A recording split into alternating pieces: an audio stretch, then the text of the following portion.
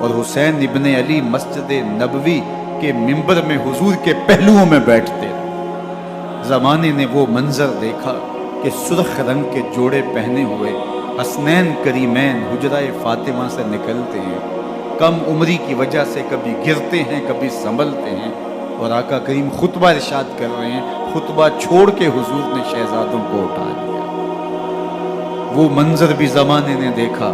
حضرت عبداللہ بن شداد کہتے ہیں کہ حضور سجدے میں تھے اور سجدہ اتنا طویل ہو گیا، ہمیں لگا یا تو وحی کا نزول ہو رہا ہے یا پھر اللہ کا حکم آ گیا اور اللہ کے محبوب کی روح قبض کر لی گئی۔ لیکن میں نے جب نظریں اٹھا کے ننکیوں سے دیکھا تو کیا منظر تھا کہ حسین ابن علی حضور کی پشت پہ بیٹھے ہوئے اور میرے آقا سجدے کو طول دے رہے ہیں۔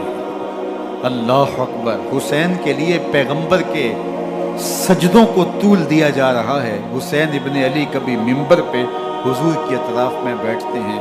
وہ منظر بھی دنیا نے دیکھا کہ حضور کے مبارک کندھوں پر حسین ابن علی بیٹھے ہیں اور حضور کی زلفوں کو پکڑا ہوا ہے۔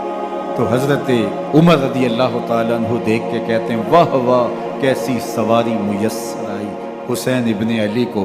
تو میرے آقا مسکرا کے کہتے ہیں، عمر سواری دیکھتے ہو سوار بھی تو دیکھو۔ اللہ اکبر! حضرت اسامہ بن زید بن حارثہ رضی اللہ تعالیٰ عنہ فرماتے ہیں، رات کا ایک پہر گزر گیا اور مجھے حضور سے کوئی کام تھا۔ میں آقا کریم کی خدمت میں حاضر ہوا، در دولت پہ دستک دی۔ حضور تشریف لائے تو چادر اوڑی تھی، بکل کی ہوئی تھی میرے حضور نے۔ تو میں نے اپنی حاجت کہی تو حضور نے میری حاجت پوری کر دی۔ لیکن ایک منظر میں نے دیکھا کہ حضور نے جو چادر کی بکل فرمائی تھی اس کے اطراف میں پہلوؤں میں ابھار کے جس طرح اندر کوئی ہو، مجھ سے نہ رہا گیا، میں نے پوچھ لیا۔ میں نے کہا، بندہ نواز چادر کے اندر کیا ہے؟ فکاشفہ، تو حضور نے چادر کو کھول دیا۔ فائز الحسن والحسین علی ورکہ، تو کہتے ہیں میں نے اپنی آنکھوں سے دیکھا، ایک پہلو سے امام حسین لپٹے ہوئے تھے، ایک پہلو سے امام حسن لپٹے ہوئے تھے۔ فرمایا یہ میرے بیٹے ہیں، یہ میری بیٹی کے بیٹے ہیں، اے اللہ میں ان سے پیار کرتا ہوں، تو بھی ان سے پیار کر، جو ان سے پیار کرے اس سے بھی پیار کر۔ ان کی محبت کا درس دیا، ان کے پیار کا سبق پڑھایا، کہا ان سے پیار کرنے والا میرے سے پیار کرنے والا ہے، ان سے بغض رکھنے والا میرے سے بغض رکھنے والا ہے۔ ان کی تکلیف حضور کو بے چین کر دیتی تھی۔ حضرت سیدہ فاطمہ الزہرا رضی اللہ تعالی عنہ کے گھر کے قریب سے گزرے تو حضرت امام حسین کے رونے کی آواز آ رہی تھی۔ تو آقا کریم علیہ السلام نے فرمایا کہ فاطمہ حسین کو چپ کرواؤ، الا تعلمی ان بقاءہ یؤذینی، تو جانتی نہیں حسین کا رونا مجھے دکھ دیتا ہے۔ حسین ابن علی کو حضور رونے نہیں دیتے تھے، ان کو دکھی نہیں ہونے دیتے تھے، کیونکہ رسول اللہ صلی اللہ علیہ وسلم جانتے تھے کہ یہ کتنے دکھ سہے گا، کتنی تکلیفوں سے گزرے گا اور کتنے مصائب سہے گا۔ ایک دن حضور نے امام حسین رضی اللہ تعالیٰ عنہ کے ہاتھ پکڑ لیے اور ان کے پاؤں اپنے پاؤں پہ رکھے اور پھر فرمایا بیٹے آگے بڑھو، اور ان کے پاؤں حضور کی پنڈلیوں پہ آئے۔ پھر کہا بیٹے اور آگے بڑھو، حتیٰ کہ ان کے پاؤں حضور کی رانوں پہ آئے۔ پھر فرمایا بیٹا اور آگے بڑھو، تو ان کے پاؤں حضور کے مبارک بطن اقدس پہ آئے۔ پھر بازوؤں کو کھینچ کے اپنے قریب کیا اور حسین ابن علی کے منہ میں اپنی زبان رکھ دی، اور وہ اس طرح چوس رہے تھے جس طرح کھجور چوسی جاتی ہے۔